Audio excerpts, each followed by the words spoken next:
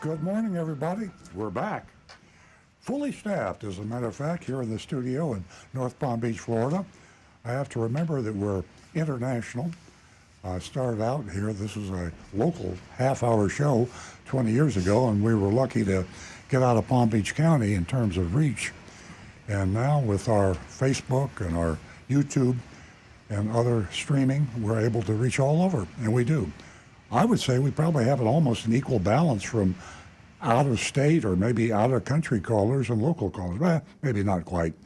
But we love the calls, and that's what this show is all about. You regulars know that you do make the show. We have some incredibly intelligent, articulate callers. And it's kind of like preaching to the choir because these folks don't need our help, but they realize, or a lot of you out there, maybe the ones that don't call in, may need our help, and you want to know, how can I buy or lease a car or have my car serviced without being ripped off by the car dealer? And the silent group, probably majority out there, are listening to some very interesting callers. So if you're a person that maybe you're just listening because you like it, but you don't really have to, you're a sophisticated car purchaser, give us some of your tips and give us a call at 877-960-9960. That's our preferred method of reaching the show because the dialogue, the personalities, the exchange, it's a more human thing to me than texting or Facebooking or posting on YouTube. But it works. They all work. And we wouldn't be able to reach out as far or take as much input if we didn't have all the other sources of reaching Earl on Cars. We have a text number. I know I'm giving out too many numbers, but you can write them down if one of them appeals to you. The text number is 772-497-6530. That's 772-497-6530. We have one texter that texts us every week, Anne Marie, and she is extremely interesting and smart, and she'll have a text, I'm sure, in the batch. Put yours in and text us at 772-497-6530. Now, I mentioned Facebook. Actually, Facebook has become kind of like an older generation thing, but we still have a lot of folks that are on Facebook, and that's facebook.com/Earl on Cars. Facebook.com/Earl on Cars. Even bigger than Facebook is YouTube. And boy, do we have a bunch of followers on YouTube. YouTube.com/Earl on Cars. And our very special, interesting, not used enough. I wish we would get more use. We have a couple on our anonymous feedback. That is a special line. No other talk show that I know has this, but it is a venue to come in and make your comments totally anonymously. We don't know who you are, where you are. And a lot of very sophisticated corporations, the ones that are more advanced and are concerned about customer satisfaction, employee satisfaction, they have this anonymous feedback in their companies because, an employee is going to tell you what you want to hear. A customer maybe is afraid to be totally frank. With youranonymousfeedback.com, that's the link, youranonymousfeedback.com, you can maintain total anonymity and you can be totally honest. You can say anything you want to say. The only thing we'll do if it gets too crude or rough, we might, put a bleep in there, but you can say just about anything. And we would love to have your totally candid opinion at youranonymousfeedback.com. Before I switch the mic over to Nancy Stewart, my co-host here, I want to mention Rick Kearney. For the new listeners, all the regulars know Rick very well. He's been with us for many years. He is our certified diagnostic master technician. He's just an expert on how to fix cars. And you have a problem with your vehicle, whether it's a software, whether it's a mechanical, whether it's a computer, electronic. And believe me, all the above are one of the reasons people are having difficulty with their cars now. The more advanced the cars get, the more complicated they get, And it's just like flying an airplane. It's easier to drive a car than fly an airplane. And our cars now are more like airplanes. I mean, if you really know every switch and button and bell and whistle on your car, you probably ought to be flying an airplane. You're pretty smart. I'm a car dealer. I've been a car dealer since 1968. I can't figure out all the buttons and whistles on my car. So don't be embarrassed to call Rick Kearney. He monitors the YouTube channel, by the way, so if you don't want to call and be live on the air, just go to youtube.com/Earl on Cars. Rick Kearney monitors that. If you want to talk directly, that number is 877-960-9960. That's 877-960-9960. And before, again, I said this before, Stu Stewart is in the studio. He is, I say we own a dealership. We have a Toyota dealership. He's there every day. He manages the dealership. He knows the current status of the auto stuff. I mean, a lot of my knowledge is based on what I did when I was more active, and I have a broader spectrum. Stu has a very specific focus on the car business today, so he knows what's going on. So he monitors our text channel, 772-497-6530, 772-497-6530, and our anonymous feedback. Now, Nancy Stewart, sitting to my left, she is our female advocate. She has raised the listening audience of the ladies out there to just about 50-50. And she tells the ladies some things that they don't hear normally because, let's face it, women are different than men. I know you discovered that probably a long time ago, but I mean, seriously, they have a different perspective outlook. And in a lot of ways, they're more careful. They do more analysis. They're not an emotional purchaser of a car like a lot of men do. So if you ladies would like to call Nancy Stewart right here, she will give you that information and tell you a special offer. If you haven't called the show before, you're not going to believe. Good morning, ladies and gentlemen. Thanks for joining us. You're a big part of the show. You make the show. Our number here is 877-960-9960, or you can text us at 772-497-6530. First, I want to thank all of the ladies that have called and have sent me thank you cards, and I so appreciate all of you who helped me build this platform here because you make up a huge financial number with the auto industry.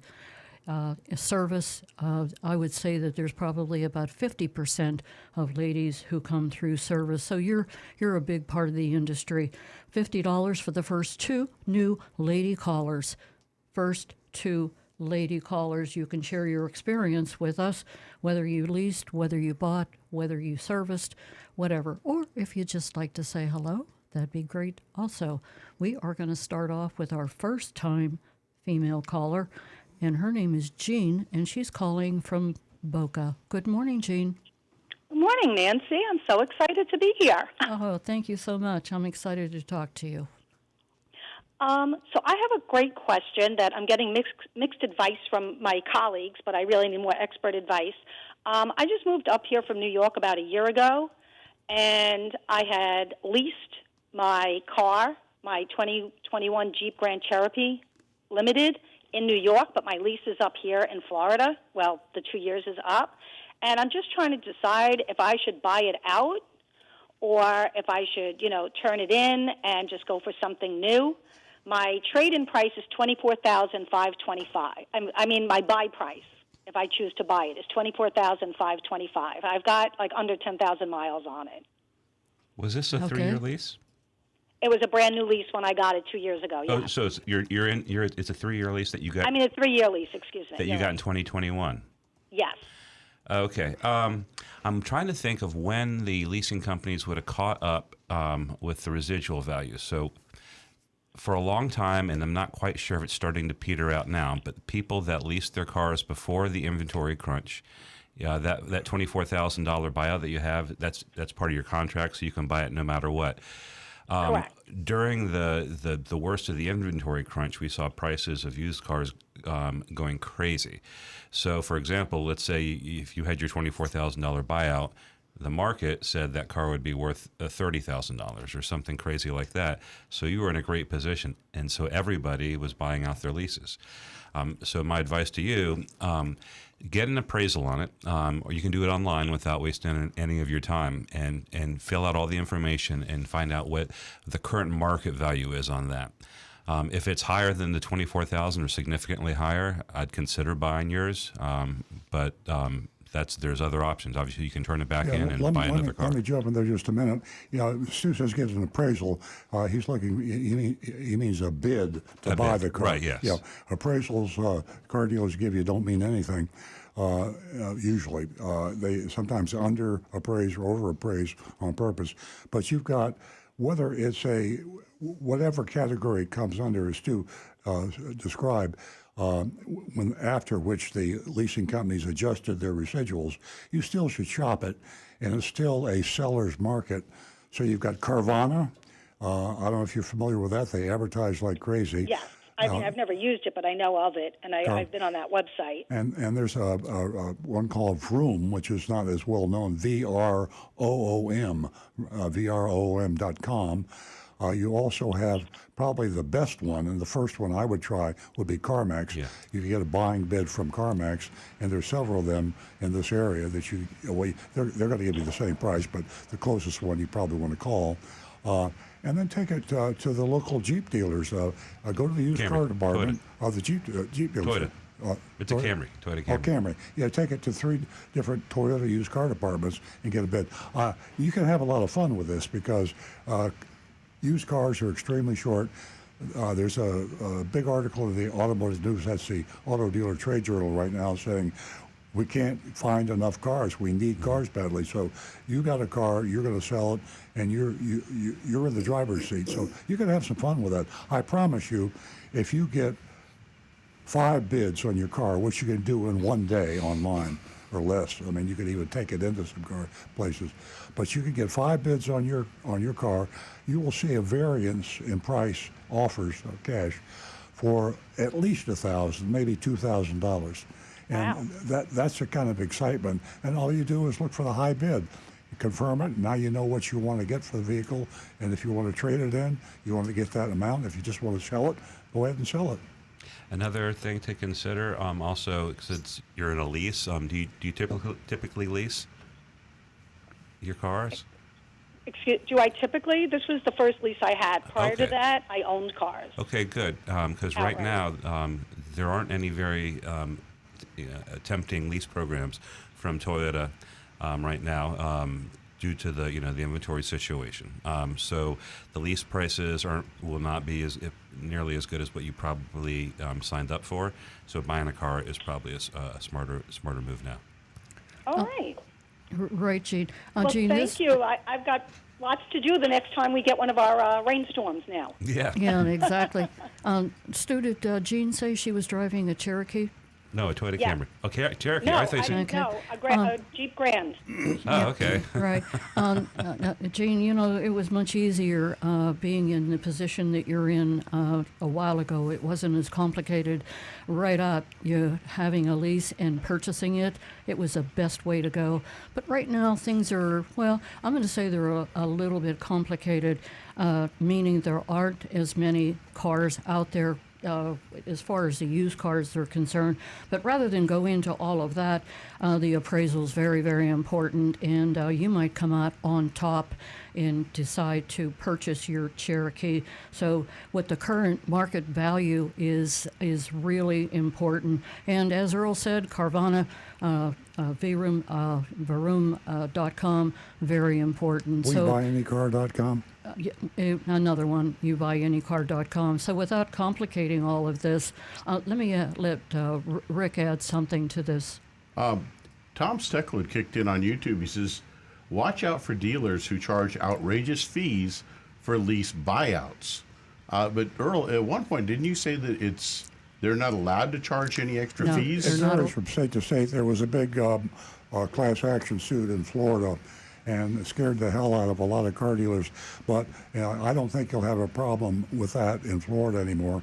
They can't charge you anything to exercise your option to purchase your lease car. It's a law, a 1976 Consumer Leasing Act, and it's a violation of federal law. So, but there's always a dealer out there that probably might try, but I don't think so. In Florida. Jean, unfortunately, you have a lot of homework to do here, and anything's possible. Rick mentioned, fees with leases, and just be careful what you sign and take a long look at everything and all your options, and you'd be sure to come out on top. Absolutely. Well, thank you so much. A lot of really sound advice, and I greatly appreciate it. Thank you, Jean. Stay on the line and talk with Jeremy. He's in our control room. He'll get your information, contact information, and I will get that check out to you for $50. And all the ladies out there who are listening right now, thank you for calling the show and being part of this platform that we're trying to build for the female audience. Oh, well, thank you, Nancy. Thank you, Earl. Thank you, Rick. Thank you, everybody. You're quite pleasure. welcome. Please give us a call back and let us know what your choice was. Oh, I will. Thank you.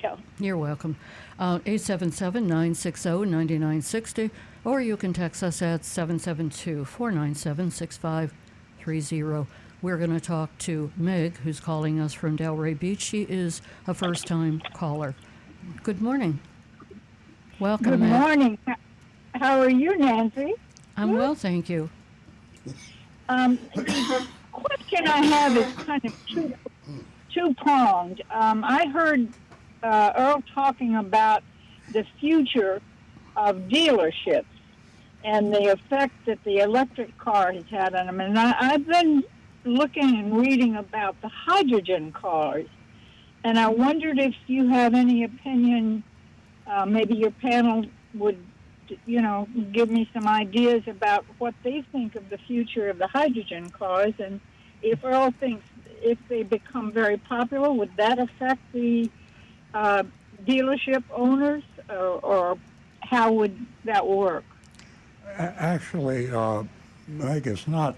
The future of the dealership has to do with the fact that electric vehicle manufacturers have been given a pass on having to sell through dealerships, and for that reason, now hydrogen cars are still an iffy thing. They kind of got put by the wayside. The only serious manufacturer candidate for hydrogen cars would be Toyota. They put all their eggs in the hydrogen basket a long time ago when everybody else was jumping onto the electric vehicle bandwagon. Now they fell way behind. They haven't dropped the hydrogen project, but they jumped onto the electric vehicle program. So if all the manufacturers are manufacturing all the cars as electric vehicles, the way it looks now, they could choose to go directly. Like if you want to buy an iPhone, you buy it directly from Apple. You don't have to go through a dealer. They have Apple dealers, but the dealerships are owned by Apple. So virtually all the manufacturers now have that electric vehicle in production or almost in production. And the question will be, do they elect to go direct? I'm betting that they do. Publicly, they won't admit it. When they get interviewed, they always say, our dealer body is vital. We must have them. We will always sell cars to dealers. But frankly, I think they're lying, because if they alienated their dealers now, the dealers would fight back. It's not unusual, Meg. Oh, my goodness, they lied. Well, look, Exactly. I've been a dealer for a lot of manufacturers. I've had multiple dealerships, including General Motors and Fiat and Peugeot and Mazda and Toyota. A lot of manufacturers, and I haven't dealt with one that was ever totally honest with me. So I think, especially when it involves their existence, Matter of fact, there's not very many people that are totally honest when it involves their existence. The manufacturer said today, as soon as I can, I'm going to drop all my dealerships, franchises. I'm going to cancel the franchises, and I'm going to sell direct. The dealers would put the manufacturer out of business. So Yeah. I just don't think we're getting honesty from them. Yeah, well, that's par for the course today as far as honesty is concerned. By the way, I've always appreciated the values that your dealership works on, and the fact that they support the animal rescues. I just think that's wonderful. Oh, thanks, Meg. We have a whole lot to say about Big Dog Ranch this morning, so don't go anywhere. Stay on the line. Before we go, what's your reason for looking into hydrant? Are you trying to decide? Second part of my question is: are you deciding between hydrogen powered and electric? And the hydrogen, I believe, can take you further. Yes, there's several things, and also I think about the byproducts of the hydrogen car. It's water, it's not other nasty things that gasoline and You're even talking about electric, polluting the air. Oh yeah. Right. Yeah, polluting the air, and also electric cars. I just don't. I feel like, what makes the electricity that you charge the car with? Well, that comes from from power plants, and not all power plants are environmentally. They're not all equal, but Exactly. So, but the hydrogen. it's a lot of. Yeah, it goes further. It's a cleaner emissions.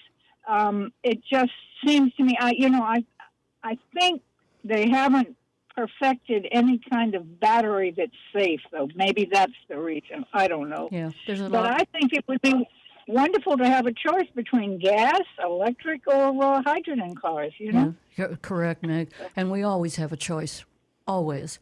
And I want to thank you for calling the show and being a part of our platform that we're building here for the ladies. And if you stay on the line, you can talk to Jeremy in our control room and give him your contact information, and I'll mail that check out to you for $50. Spread the word. Oh, We need the support. Ooh. Okay. Well, thank you. Thank you for being bubbly and happy and calling the show. We look forward to talking to you again. Yeah, I hope so. Thank you. 877-960-9960, or you can text us at 772-497-6530. Don't forget, youranonymousfeedback.com. We are going to go to Phil, who's calling us from Jupiter. Good morning, Phil. Hey, how you all doing? Yes, I think I got a Rick question here. I've got a 2017 Prius. It's got 72,000 miles on it. And I was just wondering, is it better to get an oil change more often when the car gets older like that, instead of waiting 10,000 miles to get an oil change, do it maybe every 5,000 miles? I mean, would that help the longevity of the car? Not really on the Prius. The main factor that you got to understand with the Prius is you as the driver really have no control over the gasoline engine. The computer runs the gasoline engine as a generator, so it has total control and determines when it's going to run and how fast it's going to operate. Whereas on a normal car, you can over rev that engine anytime you wanted. So by doing that, the computer actually keeps a better, tighter control on the engine, and it actually doesn't run for the full 10,000 miles, maybe about 3/4 of it or less, because it's shutting that engine off so often. So you're perfectly safe to stick with that 10,000. However, as the car does get a little older and higher mileage, it becomes more important to check your oil often enough just to make sure that it hasn't started to burn oil. We do see on the Prius engines, because they do shut off quite a bit, they don't stay at that full operating temperature, and they sometimes at higher mileage do start to tend to burn a little bit of oil and consume a little bit. So you want to make sure you check it about once every couple thousand miles. Just make sure you're not getting low on oil ever. Or just go with the factory owner's recommendations. Well, that is 10,000, but it also says to check your oil at least every 1,000 miles in the owner's manual. Oh, it Is that does. right? Oh, yes. Oh, I didn't know that. Wow, Interesting. I didn't know that. You mean just look at the dipstick and check it? Is that what you're talking Exactly. Yes. Is that only in the Prius? All cars, all Toyotas, it'll say in the owner's manual to check your oil often. Usually it recommends it at every fill up of your gas tank. And it also says in the owner's manual for Toyotas. Every fill up of your gas tank. So you go in, you fill the tank up yourself, and then you're going to pop your hood And check your oil. What a joke that is. I mean, Well, it's most of them. everybody who checks their oil Yeah. every 1,000 miles raise their hand. Well, that's why I say you don't need to do it as often as every fill up, but it even says in the factory owner's manual oh no, I'm sure that Toyotas can use up to 1 quart of oil per 1,000 miles. Oh yeah. So I mean they put their weasel notes in there, so just to make safe. But yeah, that's why I recommend when they start getting up there, check it once in a while. They put that in there because they build some engines that are so far almost out of tolerance that they burn way too much oil. So if you buy a car and it burns a quart of oil every 1,000 miles, you've got yourself almost a lemon. But technically, they got you because they put such a wide tolerance on there that they can say, oh no, well, that's a range. You have a range. Now, your next door neighbor who bought a car that was built, the exact same car that was built exactly on tolerance, he's getting 20,000 miles before he burns a quart of oil. Exactly. So if that doesn't make you want to throw up, I don't know what will. But they're trying to hold the driver, the owners, responsible for their sloppiness in manufacture, in my humble opinion. Didn't mean to get you in the middle of a battle Well, there on you that go. one. There you go. Well, Phil, but I learned something I didn't know, that Toyota is actually telling the owners to check their oil every 1,000 miles. Maybe they put that in there in 1950 and they just forgot to I take think it they out. probably did, yeah. Well, it's one of those lawyer weasel notes. They put them in that way they're covered just in case. Well, what if someone's being conscientious and wants to go by the book, and they actually have to go through that? We have 4 customers like that. Yeah, we have 4. Yeah. I actually. That's Rick does it too. Okay, let's move along If you here. got to check the, if you got to Wait, Rick does it. Hold on a sec. Rick just admitted he checks his oil, his dipstick at every gas fill up. Well, not every, but every other. Huh? Even Rick better doesn't to do do it. it. See? No, he does it. You know, he said every other. Ah. Okay, I think Phil's trying to talk. Yeah. Is it better to do it while the car is warm to check your oil, or cold? Does it make any difference to get a true reading? Not really, because there's a, as Earl says, there's a range on that dipstick, but it's as long as you make sure you're up near that top mark, and when you check it, just give it about 20, 30 seconds. Make sure the oil has drained down into the pan, and make sure you're on a relatively level surface. Oh, okay. And when you check it, if it's near that top mark, you're going to be fine. Oh, okay. Now I got one other question about the availability of the new Prius. Has it improved, or can you order one yet, or what's the situation? Stu? The new one is you can order it. They're already on the road. They're arriving. The production is slow, but picking up now in the second half of the year. But it would be best to. Well, it depends. There's some dealerships that might have 1 or 2 on the lot. I don't know what they're marking them up for, but find one that that doesn't do that, or put in an order, because they're getting just a couple a month right now. If So you could I want order one one for for y'all? Christmas, order it today, and you'll have it for Christmas 2024. Possibly, but we'll see as it picks Oh up. my God! Well, there are. I mean, supply is definitely increasing. I just got a message from someone asking me to go look at a Sun Toyota over in Newport Richey or Holiday, Florida. They have over 400 cars in stock. That's kind of suspect. The websites aren't usually very good information. Like even our website, which is primarily controlled, the inventory is controlled by Toyota. It can be deceiving. That's why we have a big disclaimer saying most of these cars that look like they're available aren't available. But we're seeing the change right now. So I would like we say to everybody is go out, get some quotes from multiple dealers online, so you don't have to waste your time. and go for the lowest price. So Again, are y'all taking orders now? Could you order one from your dealer? yes, yeah, we have a list. I don't know, from here how big it is. The best thing to do would just to call in and speak to one of the sales managers and ask what the wait time okay. is, and they can give you All right, good an deal. accurate. I'll do that. Yeah. All right. All Thanks right, for calling. appreciate it. Thanks a lot. You got it. Thank you, Phil. Have a great weekend. We're going to go to Marty, who's holding. He's a regular caller from West Palm Beach. Good morning, Marty. Good morning. How are you? We're well, thank you. I have a question. I intend to buy my wife's lease out in March. She's got a CRV. And when I brought her car over there to, you have your back, Ed Morris, gentleman, he said in order to buy the lease out through them, they have to sell the car as a used car. So they got to add on their dealer markup and all their other stuff.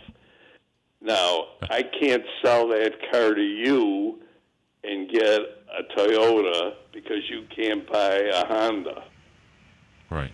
So that's another complicated deal.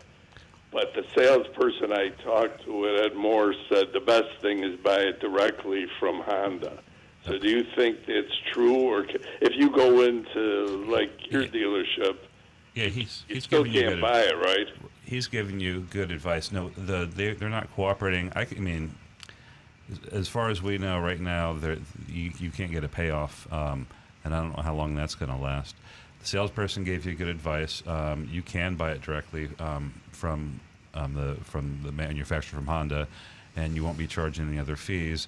The other thing you could possibly do, I don't know which one would be easier, is just give Brayman a call, or another Honda dealership, Johnson Honda up in Stewart, and just you might want to mention that the big expose in South Florida just recently of dealerships getting in trouble and getting fined for charging people fees on their lease buyouts.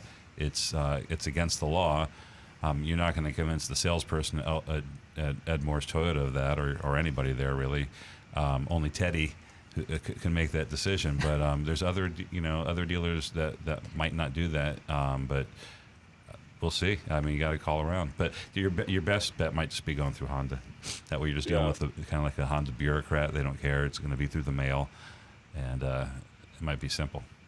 Now, Toyota's doing the same thing now, right? You can't get a payoff somewhere else. Sell your Toyota. Yeah, I think it's just that you can't get a payoff quote, and I'm not sure if the actual sale part's forbidden. I'm not quite sure, but at our dealership we don't charge anything to the buyout. We'll collect the sales tax for the state of Florida, and we'll transfer the registration for you, and we'll just charge you what the state charges us, or the county. Right. DMV. Yeah. Now, the other thing where Ed Morris has the advantage, they have also in Delray, they have a Toyota dealer. Yeah. So, so they communicate. Right. You're absolutely right. I think they can help facilitate, cross lease purchasing. So that's right. But it's so not an you advantage to you. Toyota into It's them. not for you though. Marty, we got 3 calls holding, so. Okay. Thanks, but yeah, I'll have to buy it directly. Do that. All right. Thanks, Marty. Very good. Great hearing from you. Talk to you next week. Have a great weekend. We're going to go to Bob, who's holding in Lake Park. Good morning, Bob. Good morning. Happy Labor Day weekend, everybody. Oh, thank you. The same to you. Happy Labor Day weekend. Thank you. I'm waiting for that new hydrogen model to come out. I think it's called the Hindenburg. You wait for that one. The horror. Yeah, the horror. Don't wait for that one. That's funny. I believe that's a German model, by the way. It's not. Yes, it was. No. Yes, Volkswagen. Good news: the new Mustangs have arrived. Look at the 24 Mustangs. The bad news is the dealer markups. Alpaca is marking the 4-cylinder up over $2,500. Wayne Akers is marking up the 8-cylinder GT $5,000, and if you want to buy the Dark Horse, which goes for about $65,000 MSRP, you have to give them $100. Wow. Did you check to see what Mullinax Ford was doing? Because they're. I was over there to look at the car.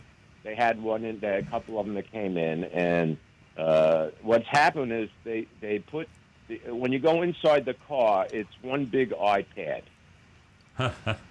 That's what it is. It's a giant iPad. That's cool. The salesman didn't even know how to turn on the radio. We couldn't get the radio on. There's You no have to volume. talk to There's it, no probably. button.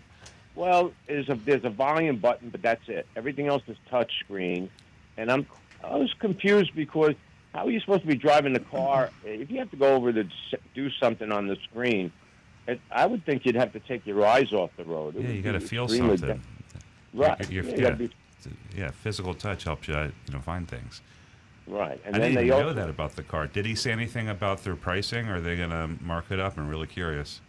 I'm waiting right now. I'm just doing my due diligence, Okay. and, looking, because cars are just coming in. But they also have the owner's manual on the iPad now.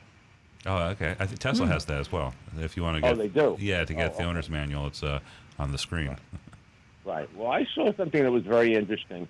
The number of cars, the number of models, excluding Ferrari, Lamborghini, and Rolls-Royce, that sell for $100,000 or more. 4 years ago, there were 12 models.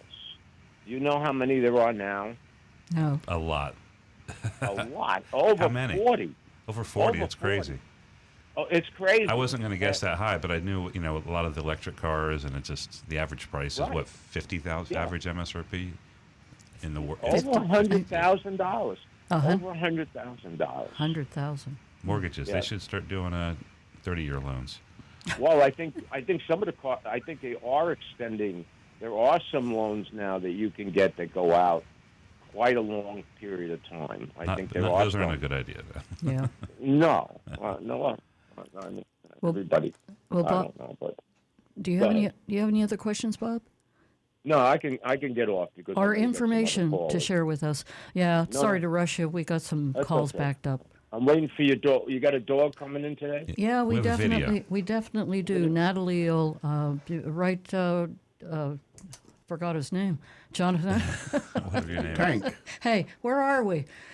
Yes, Bob, we have Tank, and she'll come to us via video this morning. Okay. I'll talk Well, a have little great more weekend, about it and I'll- later, and I'll also talk talk to you. more about the veterans program that they have out there.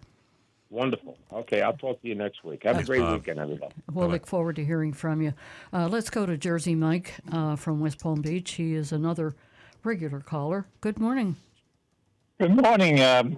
I love your show. I even recommended it to some other people, and I think they're gaining a lot of knowledge. So I thank you for that. Oh, thank you. I got a few. You're welcome. I got a few questions. What would cause dirty brake fluid in my 2014 AST Cadillac? Just age. The brake fluid cap is actually open to the atmosphere, and you get so much dust and dirt under the hood that eventually some of those particles are going to work their way into the fluid. So it's going to get a little bit dirty.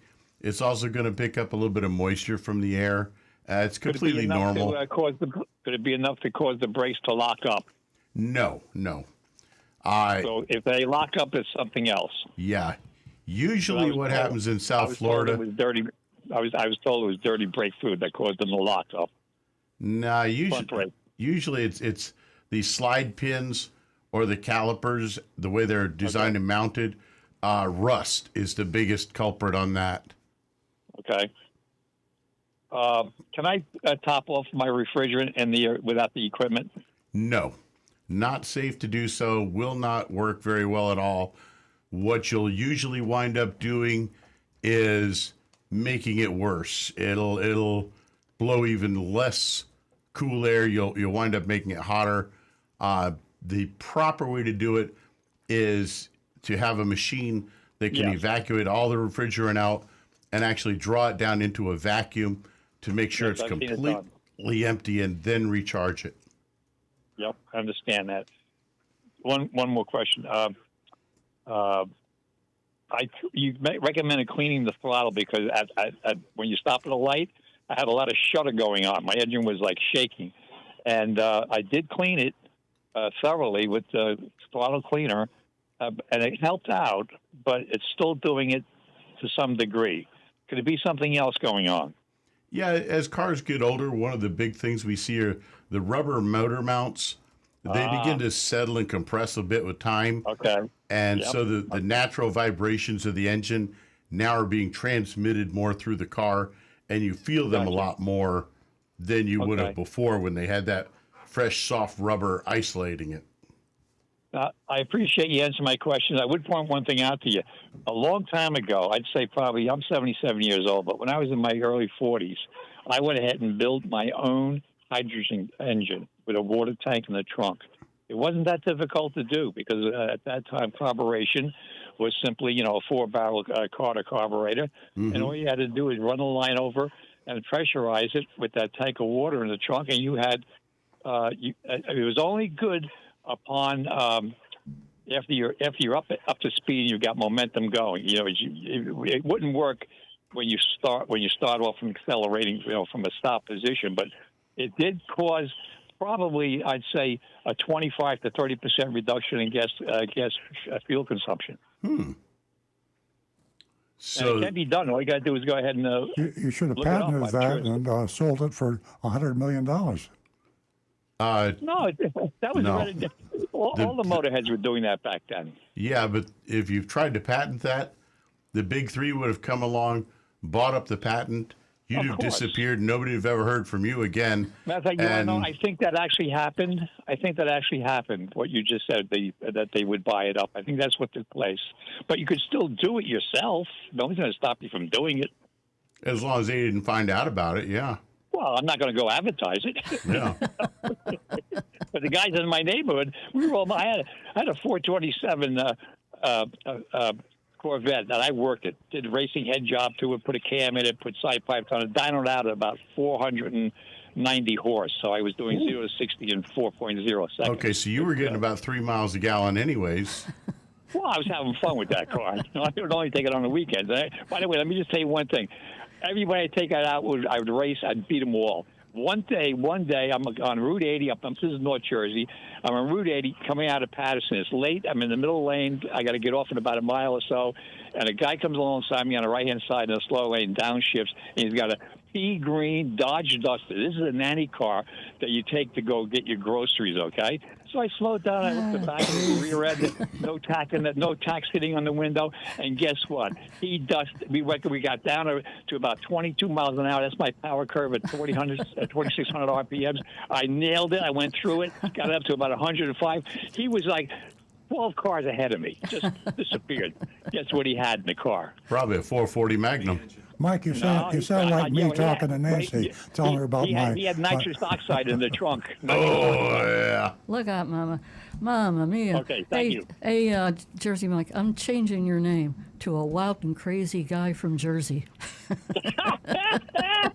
my friends hear that, they're going to laugh their ass off. Thank you. Great talking to you. Oh, always a pleasure. Have a great weekend. Okay, 877-960-9960, or you can text us at 772-497-6530. And your anonymous feedback, it's out there. You can use it and take advantage of it. YourAnonymousFeedback.com. We're going to go to John in Palm City, who is a regular caller and always has great information for us. Good morning, John. Good morning to everyone. We need some good news after the Hawaiian fires and the hurricane in Florida. Oh, Lord. On late live cable TV, they showed a pickup truck helping a woman, and he had to go in the flood water to tie a rope to her Chrysler Pacifica. He actually bent down like a deep sea diver to tie the rope onto the Chrysler, and he pulled her off the flood part of the road with his pickup truck and a rope. Now, I just want to mention about a rope that people should have, and it's from WeatherTech. It's a kinetic recovery rope. It's inexpensive. It hauls 9,000 pounds, and it's 20 feet long. So it's a good idea to have that, handy. You never know when you need it in an emergency. Yeah. And it's reasonably priced. And WeatherTech is a company, not only with the floor mats, but they have a new item now with pet barriers, so the pet doesn't come in the front seat. They have mats, mud flaps, and they have a new tonneau cover that covers the back of most pickup trucks. It's an excellent outfit and highly recommended. And again, hats off to people. Many people that own pickup trucks, and it's America's vehicle. I mean, Rick will tell you, so some areas people just have to have it. Pickup trucks, some of them are so beautiful, they look nicer than some of the automobiles. And usually in a pickup truck, people carry emergency equipment like flares, and they can help people. And most of the people that drive pickup trucks are very cooperative, and they're willing to go out of their way to help the public. Yeah, they really are. And that company that you mentioned, I've heard of them and I've seen their commercial. Boy, they have everything. Yes. Everything to accommodate you. A coffee cup that goes in the front that you don't spill your coffee. It's WeatherTech.com, 800-441-6287. That's 1-800-441-6287. Okay. Yes, great John, company. It's always a pleasure to talk to you. I hope you stick around and see the video of our Dog of the Week and also our mystery shopping report.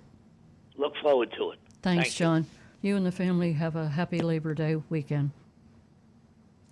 Okay, we're going to go to Lance, who is a regular caller, and he composes and writes songs from time to time. And he's making his debut again. Does he have his guitar this time? I'm not sure what instrument he's playing this morning. Hey, Lance. Oh. Good morning, Lance. Welcome. Good morning from the hills of East Tennessee. Look at where it never rains and it never snows. I've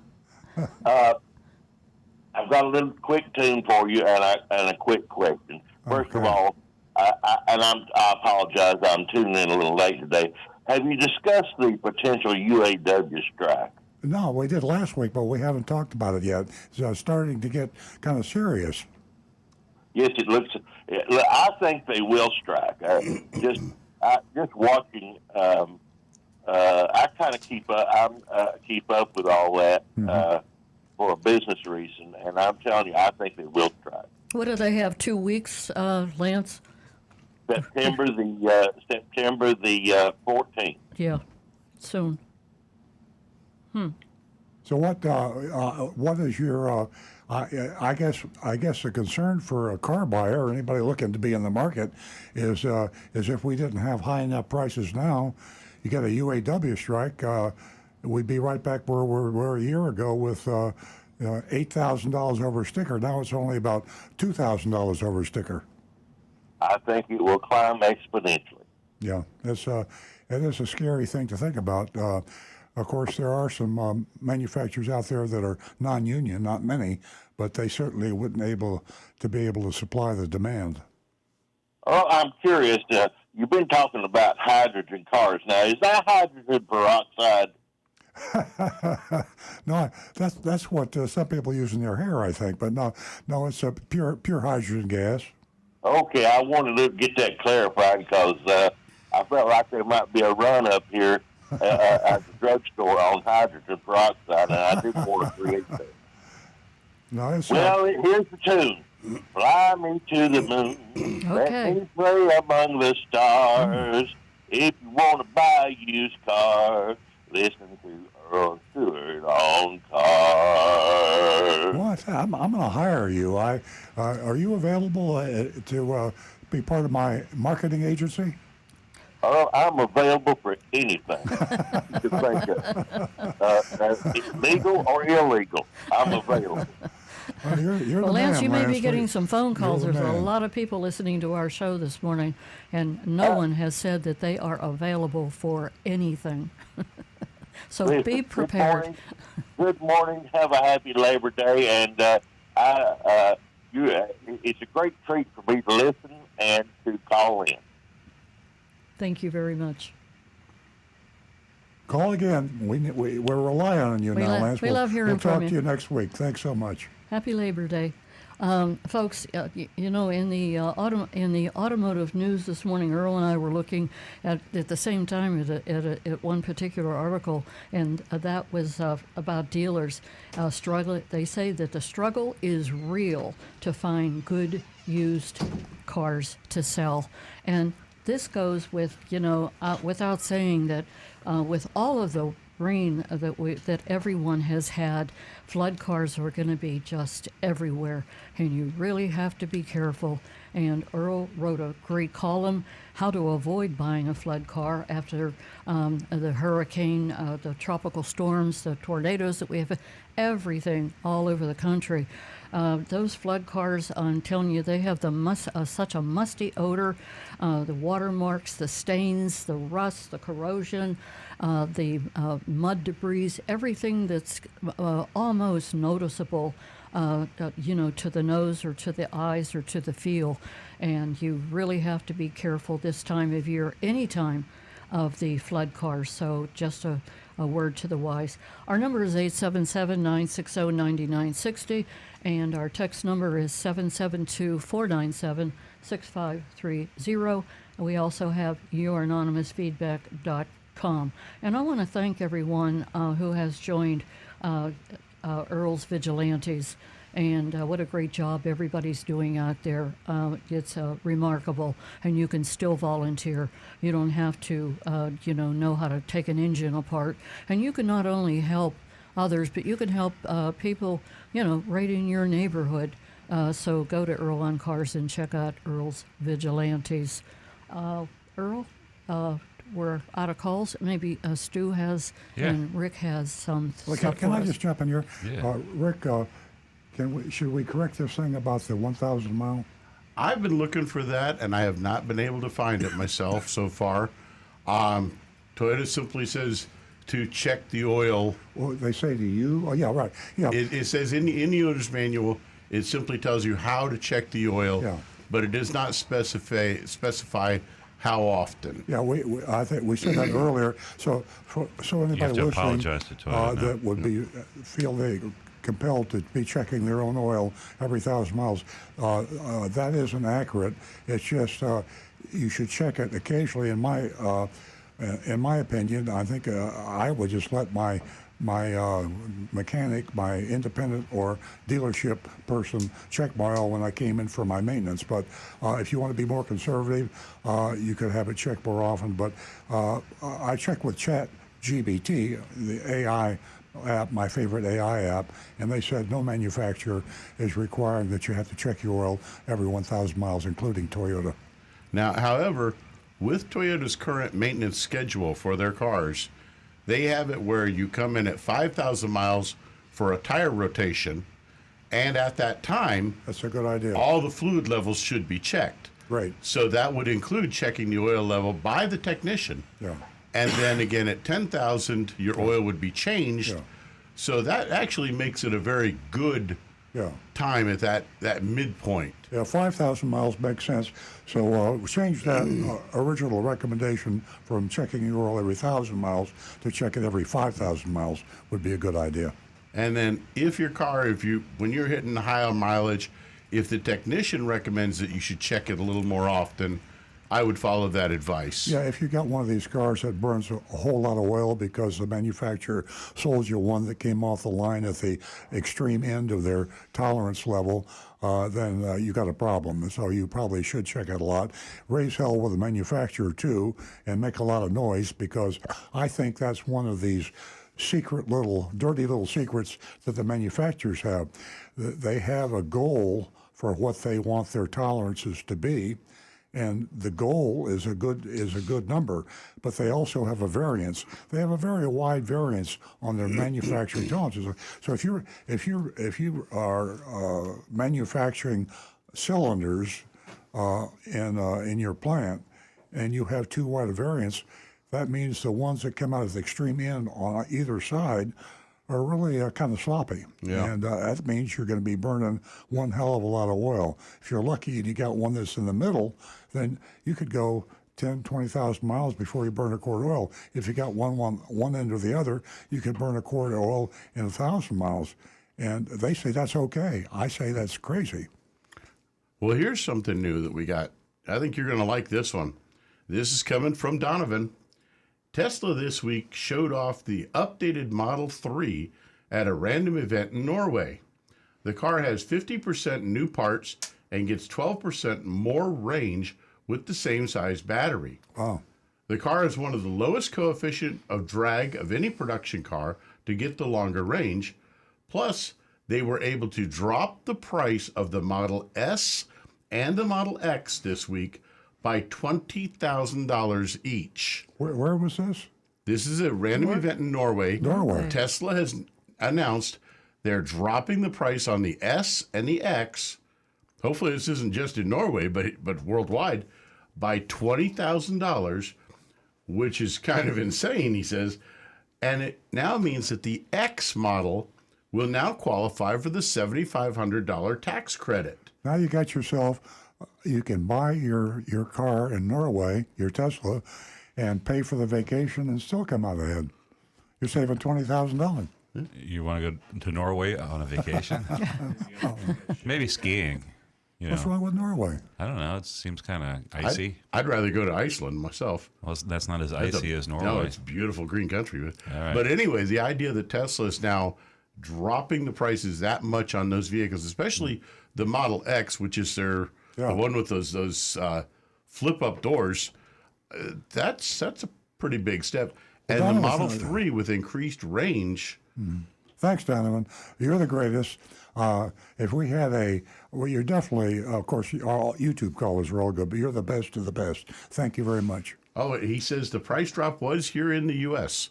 Oh, great. So, sorry, Earl, your Tesla just depreciated by $20,000. Nah. Well, we don't compare the X's and the have an X or an S. I have an S. You have an S. You don't compare those two. Those are totally different, especially the Plaid. Oranges and apples. Well, the S and the X both got a $20,000 price drop. Wow. Mine did depreciate, yeah. He didn't specify for Plaid. He just said the S. They don't. I promise you, they don't take the premium models and drop them like that. Probably not. But still, Model S, $20,000 cheaper, folks. That's How about right. when the Roadster comes out? If it comes out. Plaid, yeah. Yeah, well, whenever the Roadster comes out, I'll be driving the Plaid. By the way, I looked. I searched the Toyota 2022 Camry owner's manual maintenance guide using the search function, so it's a PDF. There's nothing in there that says you have to check your oil level every 1,000 miles or anything like that. Right. I was looking. I haven't found it. Yeah. The only thing about checking any oil levels is when you bring it in for your regular maintenance. Yeah. So we have Anne Marie has a text for us. And Good morning, Anne Marie. So Rick's got to pay attention. Good morning. I was wondering when and how often should you get in alignment? When you often drive rough roads, when you hit a bad pothole or a curb, when you get your tires replaced, or when your vehicle starts to shimmy?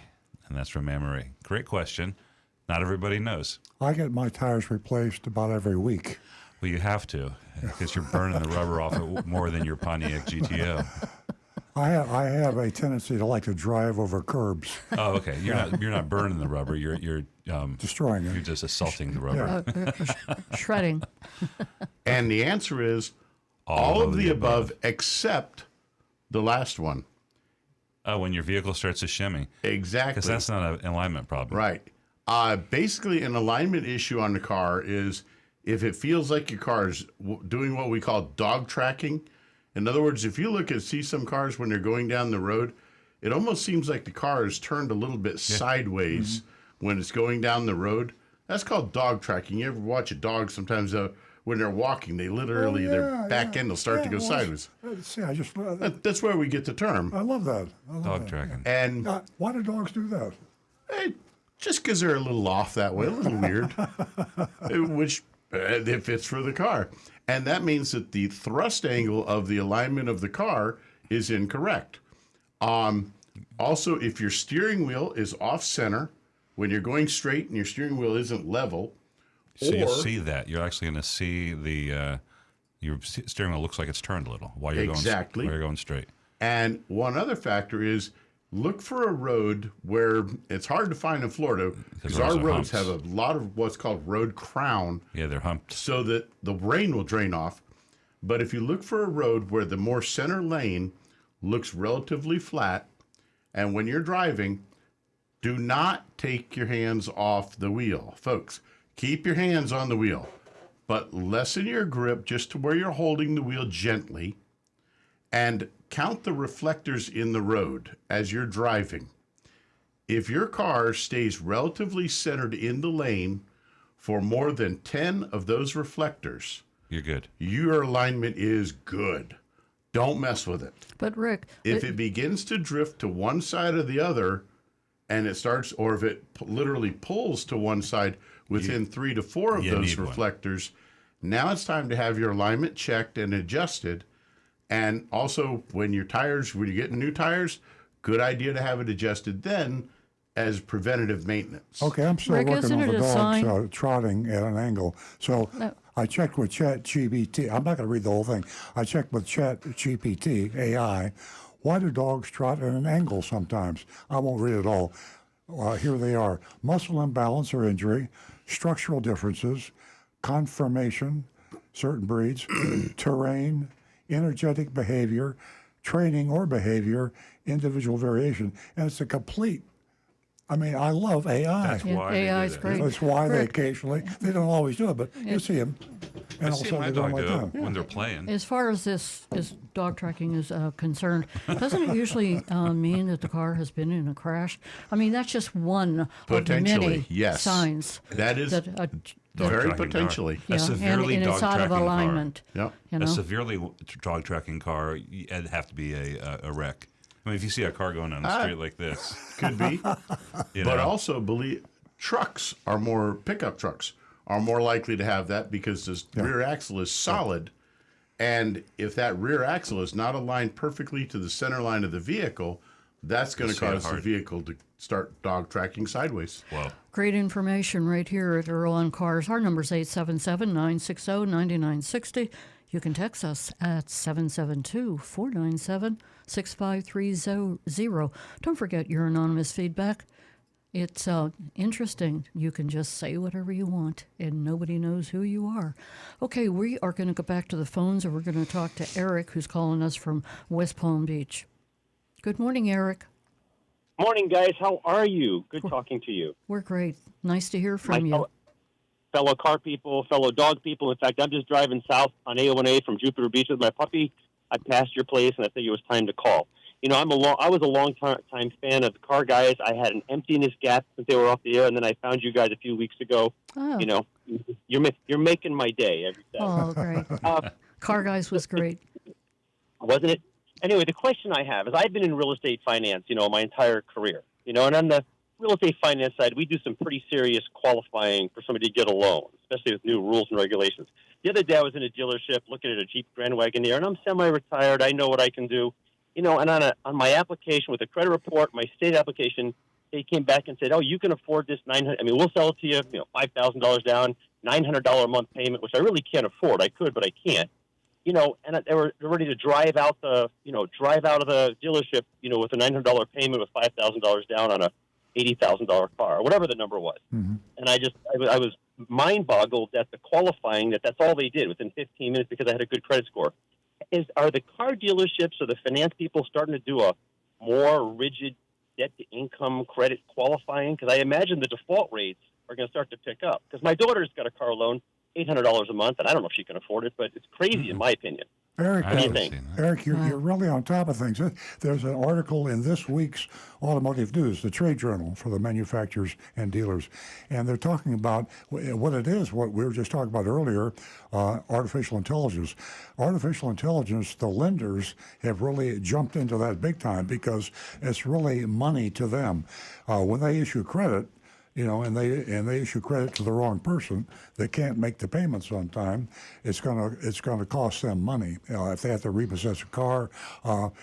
So they're making much better loans now, and you know that's good news for the people that have been, you know, under evaluated in terms of ability to pay, or over evaluated. It is far more accurate. They've seen now with AI applied, they can tell the average person to a much higher degree of accuracy how much down payment and what monthly payment they can afford. So it's really a good thing. It's far better than the way we were before, where it was a lot of shooting from the hip. Mm-hmm. Yeah, because it appears to me I see a lot of people driving around in some pretty expensive cars, and I look at them, and again, I hate to be judgmental, but I'm going, God, how do they afford that? You know, I look, I go, how can they afford the payment on that car? So are they seeing many? Are they seeing many first payment or I 6 think months there's a default? cultural. I honestly think that there's a like a cultural thing. I was watching. You're gonna laugh at me, guys. I was watching TikTok the other day. I was just curious to see what if car dealers were advertising on it. I did see a lot of car dealership employees with very funny TikToks that are filmed at the car dealerships. One was interesting. It was a guy, and I don't even know where this was. It looked like a GM dealership somewhere, and he was walking around asking the employees all over the dealership what they drove and what their car payment was. And I was shocked at the car payments that, you know, a guy working in the parts department, he's paying $1,100 a month for some supercar. There was somebody looked like another in the service department with an $800 car payment on a Mustang, and it was crazy. And there was and BMWs and a lot of luxury vehicles. I think a lot of the young, and they were all young. a lot of these younger people are. I mean, it's a status symbol. And they came of age in a time where a $800 car payment wasn't insane. And we have a car dealership, and I still think an $800 car payment is insane. I mean, I realize it's necessary on an expensive car to some degree, but it's cultural, and interest rates are higher, and there's a lot. I'm guessing that a lot of lenders actually look at the individuals in terms of how important is this car to them. If you have an individual that needs a car, and a lot of us do, it depends on where you live, what kind of job you have, and in certain areas of the country, if you don't have a car, you can't get to the pharmacy, you can't get to the doctor, you can't get to work, you can't get to school, you can't get to the hospital. So the lenders found out that people who need a car will make their car payments more religiously than they will make their mortgage payments, and they will pay a car back no matter what. So lifestyle and culture, as Stu said, is important. Rick has got his finger up. I was going to say that back when I was a teenager, 20 years old, a 5-year car loan was considered like a long-term loan. Mm-hmm. Now we're seeing car loans of 6, 7, and even 8 years. Right. I mean, so... in so many cases, though, that'll keep them from qualifying to buy their first home, right? If they buy the car before they buy the house. It used to be, you drove an old beater so you could buy a house, you know what I mean? And eventually you caught up. Yeah. But now it's like you got to drive the nice car and you can't afford to buy a house. Yeah. So the last thing on topping off, you guys are great, but my whole life, has been Charlie Brown with new cars, or whatever. If I could buy a car one day and it'd break down the next. But a few years ago, I picked up a used 2013 Jetta 2.5. This car's got 248,000 miles on it. Wow. It doesn't owe me a dime. 2 major tune-ups, tires, oil changes, air compressor, and that's it. It's a dog car. I got a big hairy dog, so I got to have a second car. Oof. But I don't know if you've seen that luck with the 2.5 before. I wish they still made it, but I have. It's a great car. So you finally got lucky. I finally got lucky. All right, guys, have a great Saturday. Thank you, Eric. Thanks. You bet. Bye-bye. Have a great weekend. We're going to go to Dave in Palm Beach Gardens. Good morning, Dave. Yes, good morning. I had a question. I think you've discussed it once before, but it's about the interior of a vehicle smelling like smoke. I think you said you can get rid of the smell temporarily, but then it comes back. And I was just wondering, whatever that process is, when it comes back, can you just repeat the process again? Yeah, well, Rick and I agree with the damp rid first and foremost. I can say from experience, Dave, I was a victim of a flood car quite some time ago. Was it smoke? I think cigarette smoke is what he's looking for. Yeah, well, a flood car, smoke, it's, the resale value on your car, forget about it. But I'll let Rick take over and answer this question. We've in reconditioning used cars. That's a constant thing. Luckily, it's much less these days. But back 15 years ago, 20 years ago, was a lot of cars that smell like smoke.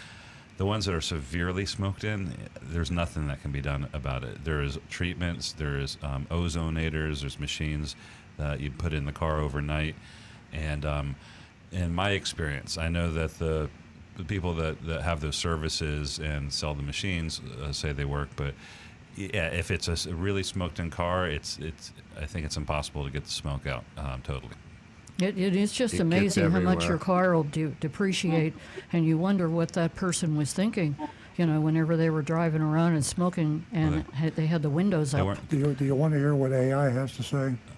This is a summary. Clean and vacuum, wipe down surfaces, air out the car, use baking soda, use charcoal, air fresheners, vinegar solution, ozone treatment, professional detailing, replace cabin air filter. That sounds like something from Seinfeld. That won't work. None of that works. Replacing the air filter is important because, but that's usually that's the first thing you do on a. I'd go for the charcoal. I just remember that one episode of Mythbusters when they left a pig carcass in the Corvette. Oh my God! Stu remembers that one. He now you can't smell things through a television, but you could smell that car. I smelled it. And they could not even sell the car afterwards with no interior and cigarette smoke is like that. Yeah, death and cigarettes, which are insidious. That makes sense, I hope we answered your question. Yes, you did. Thank you. I think I will not buy the little old lady's car now because she, does do that. She smokes in it. Oh no, pretty much. You'll live with it. I know her. Her name is Nicotine Nelly. Yep. Yeah. Well, it's a great-looking car. It's a RAV4. It's top of the line. It really looks nice, but she's obviously abused it. So I guess I'll just pass on that. Pass on that one. We'll find a buyer that it doesn't smell very well. Great hearing from you. Right. Yeah, you could damage your smell, get COVID or something, and then it won't matter. Give us a call again. We're going to go out to Michigan and talk to Ken. Good morning, Ken. Thank you for calling, Ken. Hey, Hi, Ken. good morning. Can you hear us? Hi there. Good morning. Hi there. Good morning. You Welcome. might recall I had the 2016 Prius that Toyota could not fix the speedometer because it wouldn't go into kilometers. Oh, I remember you, yeah. Yeah.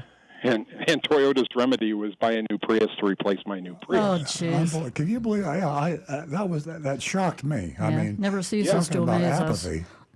Well, they said I'd only They lose bought you a about new Prius? $15,000. No, I'm just kidding. No, they didn't. No, they said I'd lose, take about the option 15 was to for you to buy the 16,000. Prius. For you people that are listening, when this it was about 5 years ago, or Yes, 2016. yeah, 2016, and you live up near the Canadian border, and so you shop back and forth just like you would if you lived on a state border, and you happen to buy your Prius in Canada, and of course the odometer's in kilometers, and but you live in America, so like Toyota doesn't understand that people that are in border countries will be. Same thing would happen with Mexico and Texas, and you're on a border with. Well, I guess you don't buy that many cars in Mexico, but you buy cars in Canada. But yeah, we went to bat for you and struck out, I think. Correct. No, you made a great effort, but Toyota said, well, we sent out, a few thousand cars with speedometers that just didn't convert. We wanted to push them out the door because I saw it at the Detroit Auto Show 2 miles from Canada, and they said, tough, just buy a new Prius. Great solution. Anyhow, the reason I was calling today is I was at the 120,000 mile mark and wanted to get an alignment. So I took your advice and went to a dealer and said, hey, give me a written quote on an alignment. And they said it's about a little over $200, but on top of that, there is a 10% surcharge for documentation. And I replied, you mean you're going to charge me 10% more for giving me my receipt? Well, yes. Is that a trend? Dear. No, that's Rick. That's been around a long common. time. Yeah, they have. We're the only dealer that doesn't do that, but they always have miscellaneous supplies and other things that they charge extra. 10% to print out to get the printout from the alignment. Yeah, the 10%. Right, Well, that's they on had every the They have service 10% repair. on everything. Yeah. Right. No, they had the shop supplies at about $30 for Yeah. the $200 alignment, but then on top of that, a documentation fee for giving you. Apparently, state of Michigan requires everybody to get a receipt for their cars, and they said, "Well, yeah, that's what we charge." So I went to another Toyota dealer in Dundee and got the alignment for $99.99, which is more appropriate for a Prius. But a $50 surcharge. Yes, I thought the thing to I do was is just wondering if always look at your invoice in any state, and every dealer that I know of on their service invoices has an extra junk fee. I mean, let's call. There used to be dealer fees and all these kind of fees. The generic term is junk fees. That means it's profit to the dealer, and it's not something that you should be charged for. So look at your service invoice, no matter what independent or dealer service department you go through, and if you see something at the bottom with an innocuous sort of I don't know what that is, it's usually at the bottom. Ask the cashier. Usually, if you ask the cashier and raise a little hell, they'll take it off because they know that conscientious people and smart people will catch them, and they just say, "Okay, we'll waive that for you." But if you don't ask, you pay. Unbelievable. Yeah. Oh, absolutely. And I noticed sometimes they list it as a hazardous materials fee since I'm a firefighter paramedic. Hazardous I said, well, materials. give me the hazardous materials that you used, and I will dispose of them. And of course, there were none. So it was smart to get a quote ahead of time in writing, because then you could avoid problems down the road. Exactly. All right. Well, thanks. Thank you again. I just wanted to say hi. Bye. Have a great weekend. Look forward to hearing from you again. We'll go back to Stu. Yeah, I got a text here. This is from Thiago, and he says, "Hi, Earl. An 89-year-old friend of mine was taken advantage of at a dealership this past weekend. He went in for a service job on his completely paid-off 2021 Kia Seltos, which was still completely covered under warranty, and left only 5 hours later after a salesperson convinced him to lease a new 2024 Kia Seltos, which is a lease, and having to make a $430 a month payment because he was advised his 2021 could blow up at any minute and he may be on the side of the road." Yeah, it's a very sad fact that we've had other complaints. We've heard this over the years. We've got a lot of older people in Florida, especially South Florida. And the sad fact is we've really investigated this legally. And as long as a senior citizen has not signed over his rights of making decisions, they could do it to the family or someone. The court has to say that this senior citizen is incapable of making decisions, and then they have a person that is responsible. If they take advantage of a senior citizen under those conditions, you could bring the car back because they weren't allowed to sell them the car. But sadly, someone that, and many people, people are living older and older, and 89 is not real old like it was 40 or 50 years ago. I mean, so it's a sad fact. I can only advise, the relatives, children's friends of senior people that you feel are not capable of making the right decisions to help them. You just have to be there. But once they sign on the dotted line, unless they were taken advantage of illegally. If they did something that was illegal, then it falls under the Florida Seniors Crime Act, and that is extra punishment. If you commit a crime against a 40-year-old, the penalty is one thing. If you commit a crime against an 88-year-old, it's much more severe. But unless a crime was, I've had calls from people in Fort Lauderdale. The one that came to mind was Al Hendrickson Toyota. I'll say this without embarrassing anybody because Al Hendrickson sold that dealership to the Morgan Group. But back then, a very elderly man had bought a car, been taken advantage of just as you described, and his son found out about it and was told that they wouldn't give him the money back, and he never did get the money back. I even called Al Hendrickson on his behalf. So, if you have elderly family members, be careful, try to help them out. All Sad right. story. I got a text from Vito. Are we going good on the phones? We are. Okay.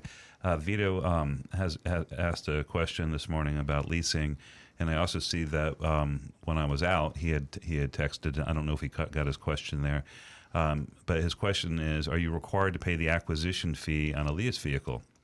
Isn't $550 a bit excessive? That's Vito in St. Petersburg.